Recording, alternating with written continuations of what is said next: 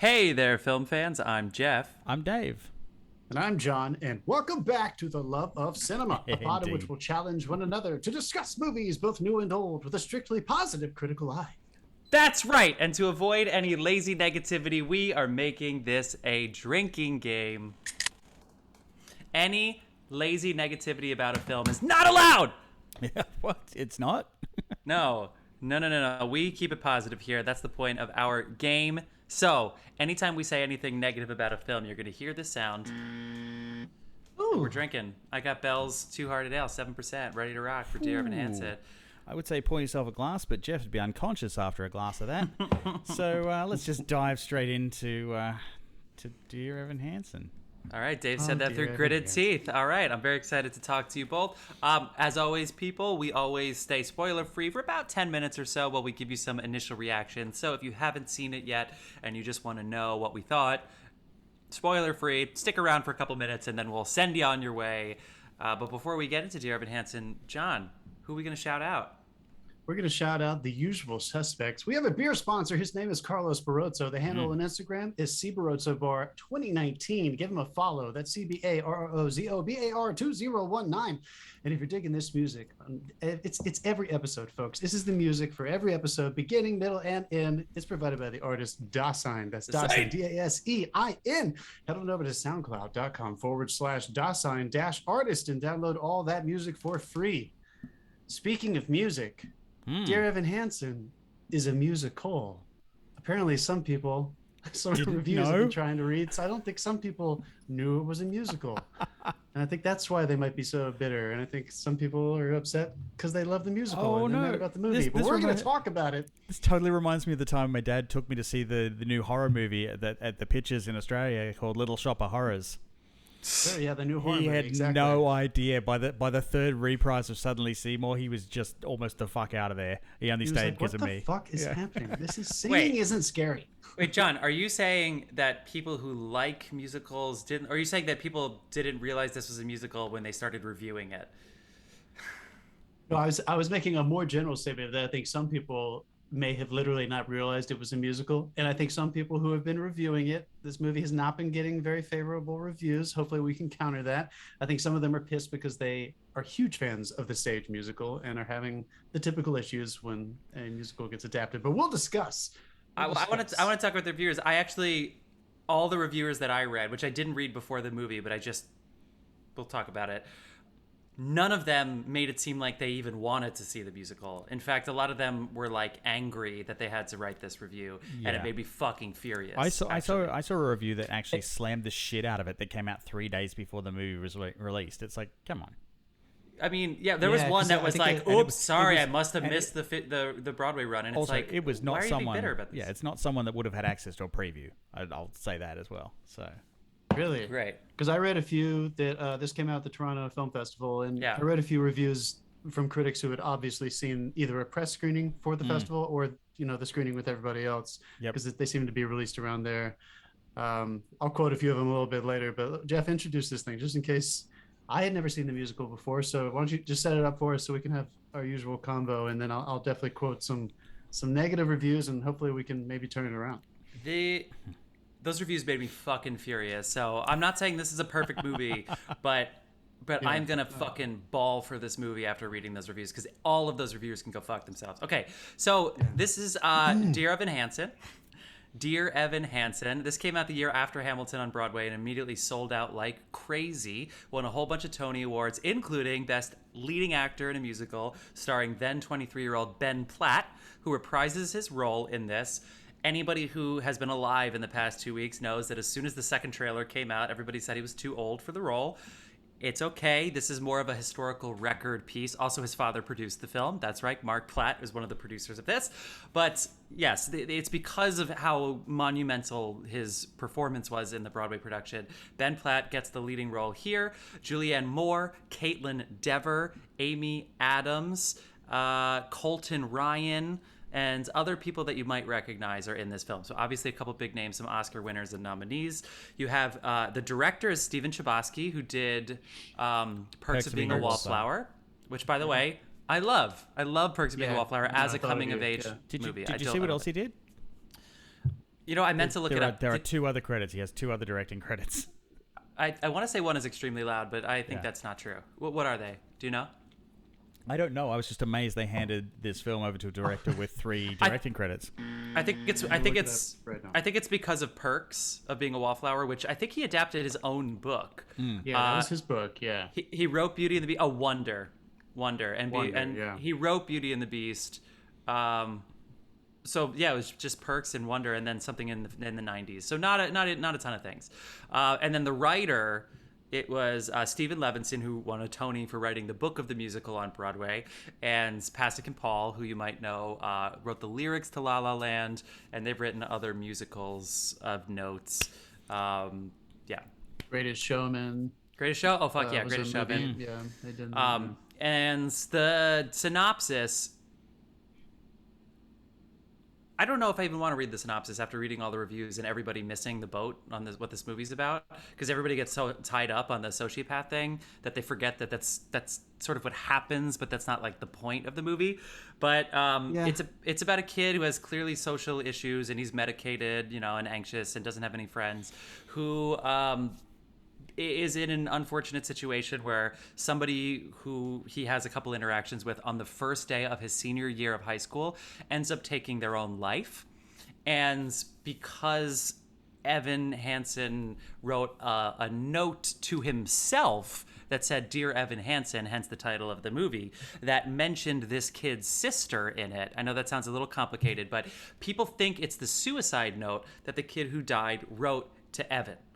And Evan is stuck in this weird quagmire, so he just essentially lies and said, yes, we were friends. We didn't know each other that well, but we were friends. And when he sees the family grieving, he starts to just make up stories about how he was actually a good kid and he was troubled, but he was a nice, loving person. And then these lies spiral out of control until the point where he actually almost embraces it and he becomes this popular kid, the best friend of the dead kid. That's what Dear Evan Hansen's about, not whatever the fuck anybody was writing about in those reviews. I mean, they were pretty much writing about Ben Platt's face in the reviews. They were mostly ageist, which I love when like progressive people are like, he shouldn't get this role because of the way he looks. Like it's hilarious to me, and I know there's a lot of different kinds of issues related to that, like the looks and appearance thing. We'll come back to that because we're gonna it's the elephant in the room. We've got to talk about like whether that worked or not. Yes, it's for the record. This movie is for the record. It was the Broadway production, and obviously Mark Platt's the producer, but they were like, we want Ben's performance on record, but it took them 5 years to get this movie going, which it does. It's what happens. So he was 27 when they filmed it, and he looked 10 years out of high school, and so people gave him a hard time, and it's true. He does look too old to be in high school. So just for the record, it is getting slammed and didn't do too well. It took $7.5 million over its opening weekend. Yeah, it's bad. Just to put that in perspective, Cats took 6.5. And apparently they were only estimating 10. It is Nice. still a weird time. Yeah. They weren't expecting like gigantic home runs here, but it did come in under the estimated amount. I think they were hoping it would ride in on the Broadway success. I think they were hoping that would get them across the line, but I think they definitely were. So all right, so let's tackle that first. Let's just get those bad comments out. So yeah, apparently like half the critics are just pissed off because Ben Platt is 27 years old. Here is Allison Wilmore, critic for the Vulture and the New York Magazine. If there were any chance of making this character look like something other than a monster, it rested on emphasizing his raw youth, which makes the casting of an obviously grown man just hunching his shoulders an act of sabotage that's near avant-garde.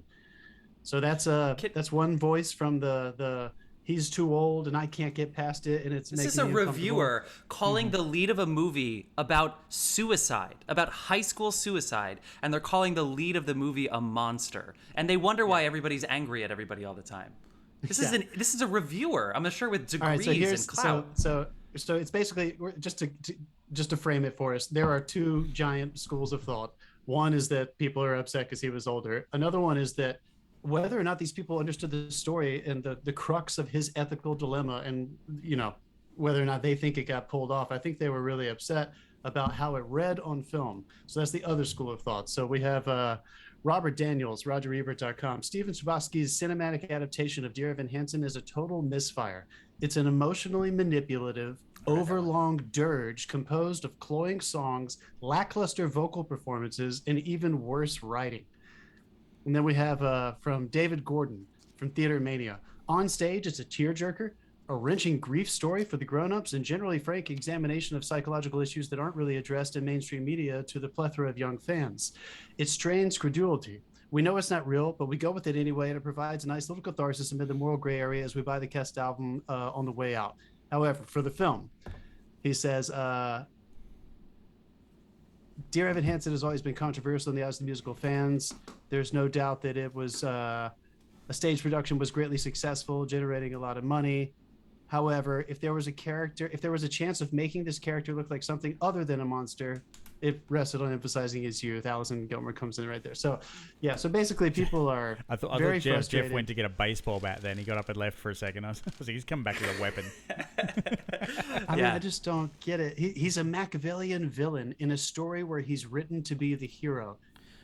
Why can't we have an anti-hero? Why does he have to be off after seeing it on Broadway because they're presented with hints of ambiguity, are truly grotesque in celluloid.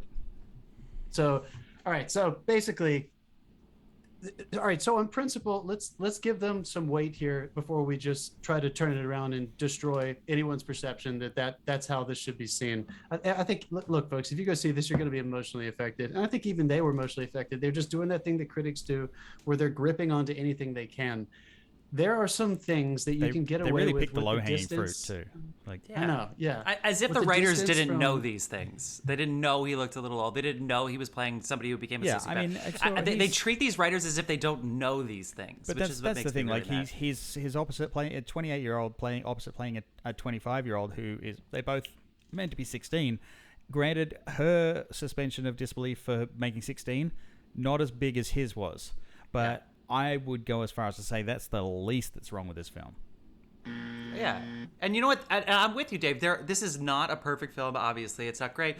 Structurally, not perfect. It's really, we talk about this all the time, it's really hard. Songs are stories within themselves. So to put a million micro stories in a movie is very, very complicated.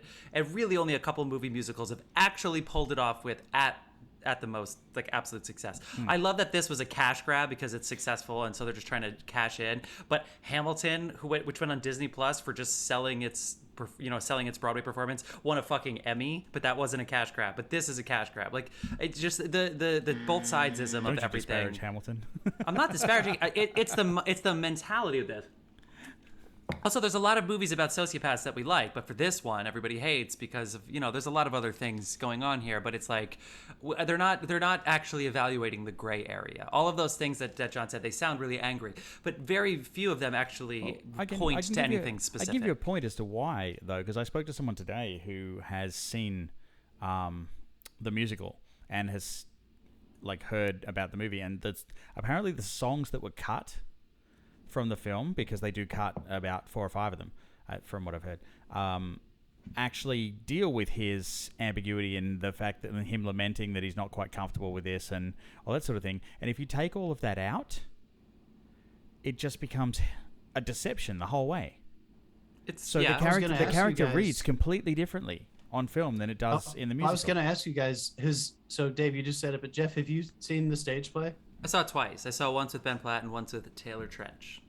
Okay, so and I figured you were, at the very least, I figured you were familiar with the cast album and the soundtrack. So when you saw it with Taylor, were you picturing Ben Platt in the role? Because that was his excuse for taking it. Wait, because he's like, no one. Ben Platt. When they asked his justification for taking on the role was it was such a prominent role, no one could picture anyone but me in it anyway. Well, I know you mean. He got really angry. He got really angry after the trailer, and he said some shit. What I would say about Ben is Ben was magnetic. There was nothing you could say about especially the songs. So whatever qualms you had with the show, whenever he was singing and performing the songs, the walls of the theater were shaking with just like. It was really powerful. His performance was powerful, is what I would say. I'm not saying it was the most brilliantly sculpted thing, but it was really high magnitude stuff. So why don't you start us off then, since you're the only one who's seen the musical, did you feel like this was a wise adaptation, or before we could talk about the execution of it, do you feel like just the adaptation itself was bad or good structurally on the page, kind of thing? There's one thing that there's kind of two things that I thought that they actually handled well in this movie. And again, I'm not saying this is a great movie or anything like that. I'm fighting for it because I hate all the critics. But and also you at home listening to this, if you watched the movie and you didn't like it, I don't think Dave particularly loved it here. But it's okay. It's obviously fine. It's just the way in which you're really. I just hope people understand what it's going for and they give them some credit. They don't talk about what he's struggling with in the stage show. So we know that there are pills, we know he has a therapist, but they don't say what it is. And then I think in the movie it's nice because Alana, the character, she kind of comes across as a social climber in the show. So she's actually a weird anti-hero where she kind of all of a sudden starts leading this charge to remember Connor, but we have no idea why. And I actually think they fleshed that out, and in doing so, they connected Ben and Alana, because really what this movie is about is you will be found. The idea of that invisible people think that nobody will care if they vanish from the earth. It's really about the suicide. And I think one thing that is also incredibly, incredibly forgotten in this is that Ben, by Ben I mean Evan is Connor, the guy who killed himself. Ben just didn't kill himself, but he tried to. And in failing suicide, which it sounds weird because I'm obviously, thank God he didn't, but he's a nobody. And I know this sounds fucked up, but that's what this movie's about, is about this gray area. If he followed through, he is in a cast because he tried to kill himself and he fell out of a tree and he ended up catching himself and living. Thank God again. But if he did pass away, then maybe he would have gotten an orchard named after him. But instead, he was a nobody. And the only time anybody cared about him is when he became a sociopath. And I think that's a really interesting gray area. He wouldn't have got an orchard named after him. He didn't have another sociopath trying to bang his sister. Well, I guess we don't know. But no, that's a good point. No, you're right. It's complicated stuff, and I'm not saying they do it perfectly. But I thought diagnosing Evan a little bit in this movie and letting him and Alana connect that was good. We had to cut some of the songs. I did like Alana's story. I resonated with her more than Evan, I would say. Yeah, so fine. And then they added this. They added the Alana song. Alana doesn't have that song where they're singing about the invisible people. Yeah, and again, that's what this is about. Evan even gets up on stage at the Act 1 climax where he basically turns into Heisenberg right after that. But the most honest thing he does in the movie is look out and say, stop trying to tell people that you care about them after they're dead. You should talk to the invisible people now, because they should know that there are other people who feel like them. And that's the most honest thing he said in the movie. And I actually thought they fleshed that out pretty well. I thought the Zoe thing made more sense in this. In the show, they start dating quicker. So when they sing that song, Only Us, in this case, it was like they fell in love now. But in the show, they'd already been dating. And so the song just didn't have any stakes. So I actually do think that this was actually, I didn't love the staging of the first show. It's hard when there's 10 cast members and no set. So I actually thought that this was directed better, believe it or not, even though it was still imperfect. But anyway, that's what I think. Oh my God, that was unexpected. The gush alarm was unexpected. I didn't think we were going to use the gush this time around. We didn't do our usual, walk around the room and ask everybody what we think. So just Dave, if you do have any, I guess we're in spoilers. Are we in spoilers? Curious. I mean, I think we are now. We blew past spoilers. Since you gave away the whole goose. Fuck. I don't know if if it's something that's already been out for 5 years. The limitation on spoilers is 3 days, guys. We're good. Yeah. If you've seen the musical, you pretty much get most of the story in the musical. So it's me. Yeah, you. Just say it. It's okay. You didn't like the movie. It's not a great movie. It's fine. I did not like it at all. The protagonist I found completely unlikable. I found him completely unlikable except maybe twice. What were the two times? The rest of the times you're trying to strangle him. It was the two moments I like best were the Dear Evan Hansen song and the viral speech montage. By Dear Evan Hansen, you mean the trio where the three guys are singing? Yeah, where they're writing the letters. Yeah, that one. Yeah. And the viral speech montage where it blew up and went viral, and it was everyone was piling on about how good it was, and that was a really inspirational moment. But they smashed the shit out of it 20 minutes later. Yeah, he goes full Heisenberg right after that. Yeah, it's just for me it was a roller coaster I didn't want to be on. Yeah. And I don't know, basically I'm trying to figure out how to put. Okay, so this movie makes you feel the same as when your grandmother calls you a cunt. It's slightly endearing, but it's just not right. It's slightly endearing. I want to meet your grandma. Gush him. Why'd you gush him? Why did my buzzer freeze? That was the greatest. I think that's the greatest review statement we've ever heard uttered on the show. It's slightly endearing.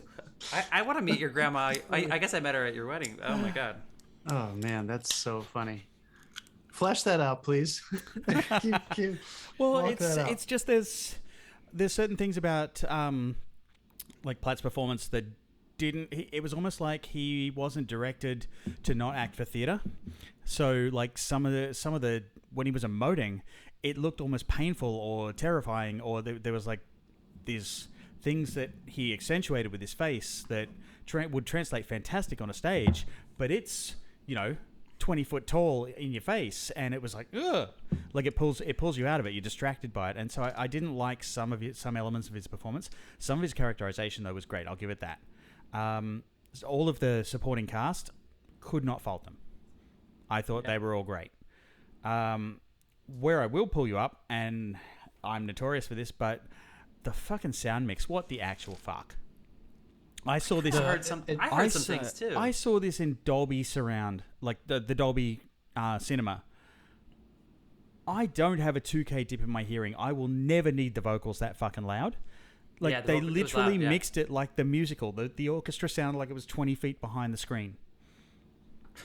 It was. It almost sounded. Yeah, it sounded like they were going for, like they were trying to make it sound drier, like the vocal track, like it was more forward. And for really pedestrian sound, like they were singing live. Throw some piss in. Bass. Some bass. Mine wasn't that bad. I did notice that they were trying to mix it to sound less like a. If you're 100 yards away from a stage, it has to be mixed that way so that all of it reaches you at once, because an orchestra is sitting in front of the actors. But for the musical, for film, it's a little bit different. And I figured they were trying to manipulate that. And I also felt like there were some songs that they were literally trying to have them. I don't know if he did sing them live, but they wanted it to sound like there was a weird mixture that wasn't quite clarified on whether or not he was singing, and whether or not he was imagining, and whether or not he was speaking, and whether or not he was performing and singing at the same time in the show's reality. Yeah. And I guess that was intended. I'm not sure if it worked for me the whole time. I mean, there's also things like there was some of the cinematography. It looked like some of it they lit naturally, so it came across with a different that's been really picky though. It has a different contrast ratio in one particular scene where they're dancing to the rest of the film. And then there was times where I'm sure the cast had either pissed off the makeup artist or the lighting guy, because in one scene they had contours on their face, and the next time it was flat and round. And it was like people's looks actually changed from one point to the next in the movie depending on where they were. Interesting. Interesting. But yeah. Yeah, I think I noticed some of those things too. Dave, do you think that, just real fast, was it mostly his performance when you say the protagonist, or do you think there was also just stuff, like I was asking Jeff, like on the page for this particular adaptation, that it wouldn't have mattered if he had had a much better performance in your eyes? Would it still not have really gotten over the hump of the problem with the way that character was portrayed in the script? Probably not, to be honest, because it had the writing going against it as well. Because, basically, going in almost completely blind, I read almost nothing about Dear Evan Hansen. I was like, I'm going to go in, I'm just going to watch this for what it is. Nice. And he really comes across as a fucking asshole. He's like, he gets caught in this thing, and then he starts embellishing the shit out of it. It's like, this kid is dead. What are you doing? And you're just like, stop it. And every time he makes it worse. And so you end up in this state of rage by the end of it. Yeah. I do think, again, I think it was intentional by the writers, which I'm not saying that means it was good, but a lot of the reviewers that made me mad just discredited that it was intentional that was happening, because you could tell that they wanted to at least make it come across that he didn't mean to do this. It just sort of came out of him spontaneously, and then he went with the flow. I'm not saying it's right, and I'm not saying that you should embrace that when you're seeing the movie, but I agree. And even knowing that it was coming, there were times where I was like, I want to walk out of the theater. This is this is painful. I get it. It begs the question: is it morally wrong to give people hope based on a lie? And I think which I think was how his intention started. But Yes, it is. And we now have that firmly established because you want to kill this guy by the end of the movie. Yeah. And it comes too late, really. Well, I have Chbosky because you just said you want to kill the lead of our guy who tried to kill himself. But so again, the point is he did want this, and then it spiraled, and he couldn't help it. Wait, shit, that's not the point I was going to make. Fuck, I can't remember what I was going to say. John, you go, and I'll try to get it back. You know, it's weird. I texted you guys about this in my ethics class. We watched The Farewell last week, which also deals with a lie. And, about anyone who didn't see that. Yeah. It's about Awkwafina plays a young woman whose grandmother who lives in China is sick, and her Chinese family basically all goes to see her, and they're all living this lie and pretending that she's not sick because there's a ruse to get them all together. So it's a similar thing. Is there a good lie? And then watch this, and there is something that I guess that's why I kept wanting to know, and part of me almost like sat down and listened to the musical soundtrack just to see if some things would have gotten filled in. / if I could imagine being 100 yards away from a stage and not having as many opportunities for moments like up close where you can see what's going on behind the eyes, which is if I had one very specific, there are two big problems that I think I would say are dramaturgically appropriate that I don't like the way the critics articulated their arguments. It was petty the way they said it. Surprise, a critic was petty. But I bought dramaturgically, I do think that it all rides. Jesus Christ. Yeah. It all rides on this scene this episode's going to be our most bleeped episode. Where Evan first goes to Connor, who's passed away at this point, his parents' house. And Connor's sister is the girl he has a crush on. And he gets wrapped up in talking about this story that never happened, where they went to this orchard together, and he's just making up memories of their friendship that never existed. And with the urgency of stage and the enormous amount of suspension of disbelief that is required as an audience member in a theater, and the fact that it's a pop musical. It's not just a musical. This is not Stephen Sondheim. It's a Pasek and Paul musical. It is a pop musical. It kind of was. There was only one real poppy song in it. Well, I think this is what pop music theater sounds like right now. The structure of the songs was just the pop structures, for sure. Yeah. So basically, I think what didn't work for me for but done very sentimentally, sentimental. Not a lot of fucking foot tappers is what I think. What the a whole lot of sentiment. A whole lot of sentiment. A lot of foot tappers. Sorry, Joe, we keep cutting. A whole lot of sentiment, which is we can discredit that on its own. But there were too many opportunities in that one scene for me to say, stop. Yeah, it's not, I don't know if it's working that a song is supposed to be driving him through his lack of conflict. Yeah. And big picture dramaturgically, even if this was just the musical, and I was friends with Pasek and Paul and what's his name who wrote the book, Levenson? Steven Levenson. Steven Levenson. If I was friends with them and they're like, hey, John, we're workshopping this musical, come give us your thoughts. Not a final product. If there was a final product, I would say, good job, you guys made a good one. But if I was involved early on, I would ask them, have you considered having the friend who plays his only friend who helps him write the emails and stuff, have you considered strengthening that character to be the voice of conflict as opposed to waiting until the very end for Evan to finally be his own voice? Because I feel like there was a missing element where there was an opportunity for somebody to really push against him and challenge him the entire way. It would have raised everybody's stakes. You would have felt more wrapped up in the conflict. Yeah. And I think it would have introduced a whole other secondary character that was struggling with the ethics of it on the surface, as opposed to Evan, who's dealing with all internally. Not to say that there's a different way to write this, but I couldn't stop thinking about that. I was like, why isn't that other character in his face about this? They let him go. And in the musical, he does have some stuff in the second act where he essentially does the Lizzie Kaplan, like you are plastic, like you're a mean girl. Like he essentially does that in the second act of the musical, and they just totally wrote that out of this movie. So maybe Dave, your friends had a point that I missed before. But in this movie, they let him go, and then he just became a loser. They totally let it go. Yeah, and if they were going to let it go, I wish they would have. Yeah, there's no consequence. Although they claimed that in the musical there was no consequence, but then they show him in the movie atone or at least try to atone. Yeah. They do that part they don't do in the musical. But correct. By that point, you just don't care.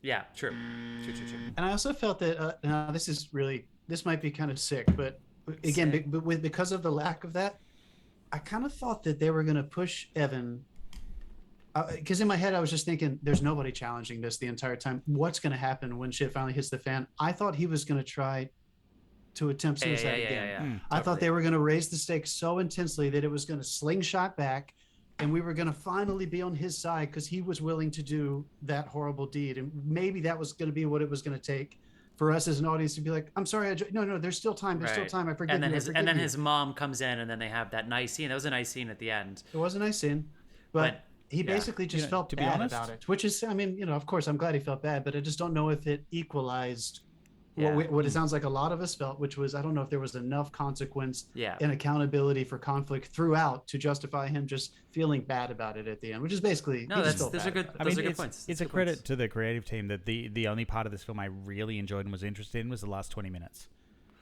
Really? Yeah. Interesting. I like the opening. It opened with Waving Through It. So was pretty good. Yeah. They cut the opening number from the musical, which is from the mom. The mom sings this song called "Does Anybody Have a Map?" and then it switches and whatever. And it's actually a pretty catchy song. But ultimately, you're like, can I just get to Evan? But I actually like that they started with Waving Through a Window, and I actually kind of like the way they did it. But so you like the opening was good, and then the last 20 minutes. Yeah, the opening was good, and You Will Be Found, and You'll Be Found, and also the letter writing so it had its moments, but in between that it was just like looking at your watch. The guy down the road from me was looking at his phone, and there should have been. It didn't hold anyone in my theater. There should have been more moments like Sincerely Me. Actually, I think has some of the weaker lyrics in the show because they're writing the letters, and so they're a little cheesy. They're kind of for kids, and the funniest thing. But it was a really fun. They did a good job with it. The funniest parallel I drew was all the repetitive lyrics pissed me off in this. Yet I loved it in Annette. Interesting. And I don't know whether it was because I just like those characters were more interesting and held me. But yeah, like when they started doing in this, I was like, just come on. Let's talk about this. Let's talk about the supporting cast a little bit because you said you can't fault the supporting cast. I kind of think Amy Adams just kind of gets lost. Like nobody's talking about her afterwards. She has that one scene where she stands the fuck out. She's good. She's Amy Adams, but yeah, you're right. When she confronts her husband, is that what you're saying? When they all go for dinner, and the argument afterwards. Yeah, that's good. I thought Kaitlyn Dever did. Yeah, sorry. Go ahead. Julianne Moore over. Yeah, they go out for dinner. Sorry, I mean Julianne Moore because I get those two confused. They look very alike in this. No, Julianne Moore is the one that all the reviewers are like she stands out, which is funny because they really let her go, and that's actually a funny thing in the musical where you Adams forget. Played this to a T though because you were like, she has gone off the edge. Like she is not stable and he is fucking with her and it's not cool. Like that was the other part that made me really uncomfortable. It's like Amy Adams played it so well that she was off her rocker with grief. And then she's being manipulated by this kid who at first meant well, but then, I'm kind of also dating a daughter now. Yeah, they didn't really touch on that at all. It was not like. Did they really go to prom together? Well at all. I couldn't even did they? Because that was actually creepy. I was like, did they go to prom together? Or not? I don't even know if they did. I couldn't tell what happened in that montage. I couldn't. Did the family ever know that they started dating? Did they give their blessing? Like they never really talked about that. Okay, that's a fault. Did you guys see the show Little Fires Everywhere? It's based on the book. It was Reese Witherspoon and Kerry Washington. Amy Adams has a very similar role to Reese Witherspoon, although race versus this is obviously a different subject matter. But Reese Witherspoon was more like fierce about it, like she was like, whereas Amy Adams was very passive. But they both played that like wealthy white woman that is capable of working, obviously educated, but since they don't need to, they don't work, and therefore they just kind of are in this wallowed kind of gray area. Very white privilege-y. That white privilege thing comes up a lot when talking about Dear Evan Hansen. Like if Evan was not white, he'd probably be in jail. To that, I would say if Tony from West Side Story was a shark, he would have been in jail or deported. That's something to think about in a couple months when that comes out. Yeah, but the white privilege thing is... The white privilege thing is really interesting, but the character Amy Adams plays is similar to Reese. I thought Kaitlyn Dever did a nice job with Zoe, and I think the director could have helped her along here and there. But I kind of liked her arc a little bit, and I thought she played it pretty well. What do you guys think about her as Zoe? I think she was great. I think so too. John? Yeah, I think she did the job. I think what I did like about her was that I wasn't familiar with her. And while Amy Adams and Julianne Moore are you're about to be, she's in everything now. So yeah. Go see Booksmart. Booksmart's fun. Oh fuck! I have seen Booksmart. Booksmart's on the list. I haven't seen it. Yeah, it's on our list of things I've I seen should it have seen by twice. now. It's really fun. I have not seen it. I have so, seen yes. Booksmart. Yeah, I forgot that was her. Yeah. We'll do it next week. Well, either way, I think it still stands for the point I'm about to make. Julianne Moore and Amy Adams are so huge that sometimes I think theater benefits from having huge recognizable names. Unless you're a Broadway musical nerd, you probably have no idea who's on stage most of the time, which is so lovely because then archetypes and supporting characters have no expectation around them as an audience member. You're kind of sitting there waiting for Amy Adams and Julianne Moore to like, all right, where's their scene? Where's their moment? And I'm not saying they don't bring it when they do have opportunities, but I could see those characters, especially in this adaptation on the page, being written as such so that the archetypes would just suggest just enough to be a vehicle for the next scene for Evan Hansen.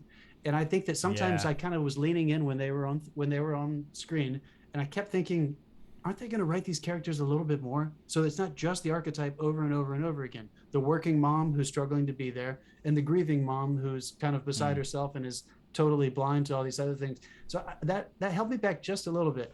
But I got to say, guys, let's just pause for a second. I did have issues with this movie. I'm being honest here. All the things that I've agreed with you, Dave, I did feel that way. I felt that way while I was watching it. It did not get in the way of me being thankful that this movie was made and that there's a lot of issues that are, addressing mental health head on, especially for a generation that is extremely overprescribed, not in a bad ethical, like I'm judging them for being overprescribed. It's just, it's true. And they're talking about it. And I would be hard pressed to imagine people weren't emotionally moved by this in some way, so that they were at least thinking about the person they know who struggles with depression, anxiety. It got me at least once. Like I said, I related to the character who, like, when they were sitting on the swings, she's like, oh, really? I don't have problems? Like the person who takes on every project so they don't have to deal with things. I was like, oh, shit, that's me. Like, so everybody, I'm definitely everybody has a character in this. Like, everybody has an anxiety in this.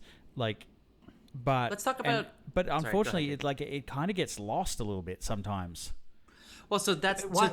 Why? Why do you think? Because I think I know what you're about to say, but it was just like they touch on it and then dart away and go back to Evan, and so these people get their because moment. Evan's just and then you go back to this character that basically, if in this film, is written soulless, like he's just going through the motions, doing what he does, and it almost got there, and it's great that it was attempted. Especially since, as Jeff just clarified, I didn't know that Alana's character didn't have that song in the musical. They don't even do that in the musical. That's kind of crazy. So it kind of sounds like the musical was riding more towards the ethical dilemma that doesn't actually get attacked head on as well as it does in the musical.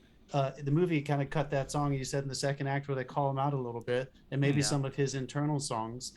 So I do feel like there were opportunities to maybe go one way or the other and hit this head on, have more conflict for him, and possibly try to make it a little bit more of a story about how everyone has their own version of this. And the relativity is important, but it's maybe less important than that message got through. That one got through. The communion of You do feel like that came through? Yeah, I do. It's like the there's an episode of Buffy that got Buffy the Vampire Slayer. I'll throw out there that got pulled off TV because it was a school shooting, and it was one of the kids up in the tower of the high school with a rifle, and it was basically the end crux of that. She makes a speech about nobody did notice you because everyone's so wrapped up with the pain they're going through, and like everyone's going through it. But you only see your own. Yeah. I think it's cool. Yeah, it was like that. Like, so that when they did that scene on the swings, right, dude, she did that. That was a good but you scene. may have just hit it. Do you feel like this suffers? And Jeff, is the musical different? Do you feel like this suffers because if that was the point that they were trying to get to, Evan doesn't get there. Right. Evan stays with Evan's problem through the whole thing. Like he feels bad about what he did at the end, and he tries to reach out and get to know more about Connor, but it doesn't really expand into Evan realizing, oh my goodness, I've been so blind to my own dilemma that I haven't realized that we're all hurting. Yeah. Good point. Yeah. No, the musical doesn't touch on that. He does change. Like, he does make progress. Like, there is character development through it. Like, he gets to a point where he's trying to atone and he becomes more comfortable with himself and that sort of thing. But again, it's like if you fall back on like Robert McKee's story where they're talking about the plus and minus scenes and stuff like that. There are a lot of scenes in this where the characters don't, like, there's no plus or minus of any character in this scene. It's just a scene. Not that way too, dude. Especially like in the back half, I think. But yeah. So especially in the back half. Yeah. Which is why it started to drag. I carry that. I have 2 copies of that book I carry with me at all times. It's great. The plus, pulling it out in the theater the book story, yeah. That's really funny. It was a weird combination for me, though. I was conflicted about that because I kept thinking that when I was sitting there, I was like, I don't know if enough is happening in each of these songs, but I also don't know what else they could do because the plot is changing the characters. It is changing what's happening in the story, but they kind of felt the same. There was a chunk in there between like halfway and maybe 2/3 through where I didn't know if I felt like a lot was happening emotionally. Yeah. And maybe it's because of that conflict thing. Like the biggest compliment I will give it is that it felt like a movie musical. Because they changed location from point to point. They moved through the scenes. They had multiple locations. They used the film medium better than a lot of, like, for obvious, things like Les Mis where they use the camera as a spotlight and stuff like that. Right. So, like, I will give it that credit that it felt like a movie musical. Nice. Which is good. And I do think that this guy, Stephen Chbosky. Yeah. I do think he has a real soft spot and an honest desire to try to get inside the minds of young people and what they're struggling with. I didn't feel like that was put on. So even if we're talking about the issues we're struggling with, I don't feel like directorially I don't think he was trying to manipulate anyone. This is the material he was given. And I felt like he was encouraging his actors to try to be honest and sincere about it and not go crazy over the top. And in response to Dave, I'm not going to disagree with you, but I watched some videos of Ben Platt singing some of these songs on stage, and it does look like he brought it down like 80%. It's just on film you need 2%. Like he could have. Especially when the camera's like in your face, like. Yeah. My God, he has a voice though. But Jesus Christ, he can sing, dude. Yeah, you can't. I will not say anything about the singing. Holy shit, dude. So he actually won an Emmy for this role too. So he won a Tony and then the Grammy and for a soundtrack, and then he won an Emmy, and I can't remember if it was for the Tony performance or if it was for a morning show performance of You Will Be Found. But obviously he's not going to win the Oscar for this. But he has 3/4 of what he got just for this one role. Wow. Also, when he was 23. When he was 23 years old. The team that Chbosky put together. Like, you've got the cinematographer Brandon Trost, who has 102 credits in cinematography, and like including like Ghost Rider 2, and a lot of the things with the group of friends who made This Is the End and Disaster Artist. There's a lot of those in there, so I feel like he's in that crowd over there. Interesting. He'll also, and quick shout out to our friends at Matt and Mark Movie Show, he'll be shooting Sonic 2. As the DP. Wow. Wait, that's the one that I'm guesting on. Yes, they said we only do sequels. They're obsessed. And editor Anne McCabe, who had 37 credits, including A Beautiful Day in the Neighborhood. So like, I feel like she did a great job, except for the 2-second establishing shots. That was weird for me. Right. I think we said there were 2 cinematographers. Is that what you said? No, there wasn't. She was the editor. Oh, she edited. Thank you. Remember those weird establishing shots where they like cut to something and then just cut straight into the action? It's like your brain didn't have time to register what was going on because it was on beat. Right. It was a weird choice. Like with the music, literally. Yeah. You know what they do? Weird choice for me. One thing they do in the musical, back to the story, is Connor comes back and sings a song called Disappear, basically about how we all vanish at some point. And that they left out. They let Connor go. And so there's structural things that could have been so much better in this movie. Because Connor should be haunting him the whole time. He really should be a ghost. And they let him go. So he didn't suffer the consequences. Everybody was right. All the reviewers were right to an extent. But they really missed the boat. And that's what made me angry. Well, they were right, but they went for shock value. Well, and they also they skipped over what the point of the movie was, and they didn't give it any credit for the things that it was at least going for, even though this is not the right person to tell the story, perhaps. Anyway, enough about the critics. I do agree. No, fuck the critics. That's why we're here. Yeah, for the critics. For the critics. Yeah. The irony of like a story that's dealing with these kinds of issues, and for critics to use such harsh language to try to tear down a story that's trying to celebrate. Right. Also, and I just thought I'm mad that they kept saying they were exploiting mental health for the story, and it's like the story does, in a way, the story it doesn't depend on mental health, but like his tics and his social awkwardness really leads to the lying, and even if you don't believe, anyway, enough with the critics. That is an easy thing to fall into if you want to say, I'm going to write a story about mental health, and if they want to be bitchy, they'll say, yeah, you're exploiting mental health. It's how many movies can you say write a story about mental health? How many movies do they kill off a character just so that they can make everybody emotional? You know what I mean? They exploit death in every movie. Talking to you, George R.R. Martin. Yeah, all right. Well, his were all chess pieces. But anyway, I think we said enough about this movie. Go see it in theaters or wait till it's rented. And you have a lot of context if you haven't seen it already for what's going to happen. So you'll be prepared. Don't listen to us. Go and make your own choice. Don't listen to us. We're a podcast. Listen to us, then go make your own choice. Yeah. Our intention was to try to raise this up. I know we had a lot of critique. But I still think it's worth seeing. If you don't mind, if you don't mind movie musicals, I think you should go see it. Yeah. All right. It's that time of the show, folks, where we give you some recommendations of things we've been watching. It's been 2 weeks for us because John and I are in grad school at the same time, which makes Dave's life really fun. Although it was you that asked to miss, but then we only came back with one movie because of us. So anyway, 2 weeks. What you been watching, Dave? I fell into the pop culture crowd. I watched I'm 2 episodes in on American Horror Stories now. Nice. Don't know if I can recommend that. It kind of plays it safe. It's like young adult American Horror Story, I want to say. But I caught the Korean series Squid Game. Okay. Holy how was it? Shit, dude! It starts off so normal, and then just fucks with your mind. This is the one where they're all in a real game and they might die and they don't know what's going on. Yeah, it starts off with a guy who's like down and out, and they really play him down and out. And Netflix in this case has an English dub if you want to swap over to that. But I watched it with Korean and subtitles. But it's it just starts off with this guy who's just down and out. He's lost custody of his kid. He owes the mob money. He's like, and then this guy turns up and gives him a card, and he gets gassed and wakes up in this complex, and all of a sudden, fucking sideways. And that's all I'll say. But apparently, I'm on episode, I'm about to start episode 2. I've only watched 1 episode, but apparently episode 6 put people in fucking therapy. So oh my god, it's worth a look. It's worth it. Yeah, it got me.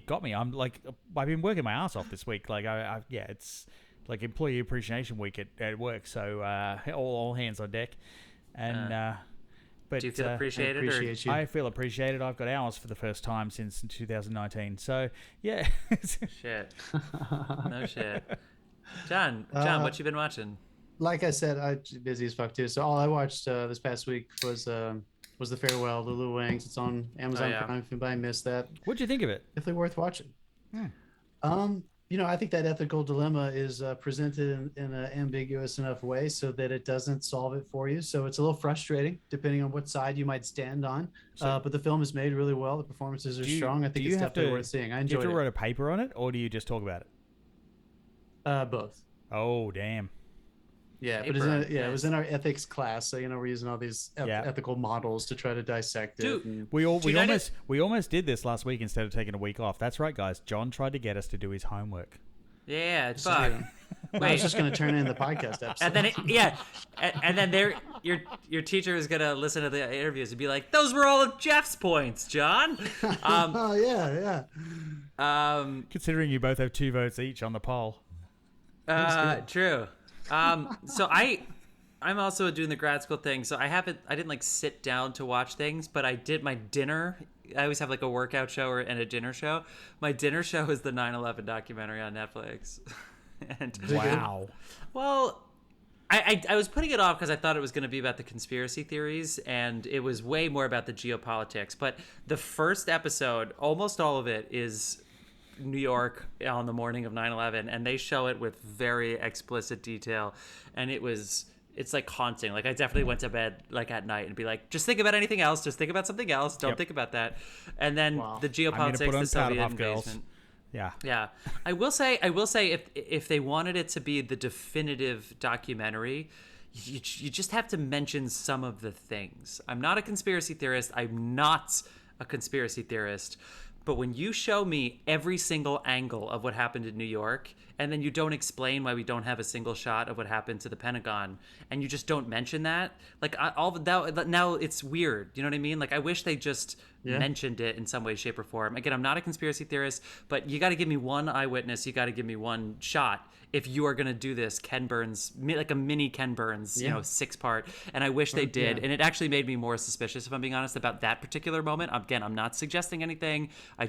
They showed the tower. I mean, I saw the towers fall in real time, I felt like. And I was like, holy shit, I was watching people dive, all the footage. But then it was way more about Afghanistan and Iraq and how the United States is the biggest just dumpster fire of military. I don't even know what you would call us. Like, why were we there? I don't know what we were doing, and I know everybody's been saying that for years, but they did a really good job with that. Just know that that's what you're in for if you go into it. That's my speech. There you go. Thanks, everyone, for coming to Jeff's TED Talk. Yeah.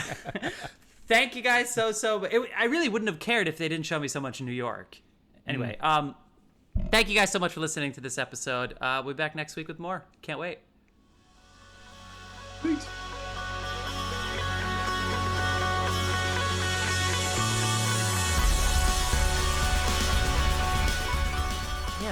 Recording stopped. What's the bad? I was worried that my gain was up too high, but it's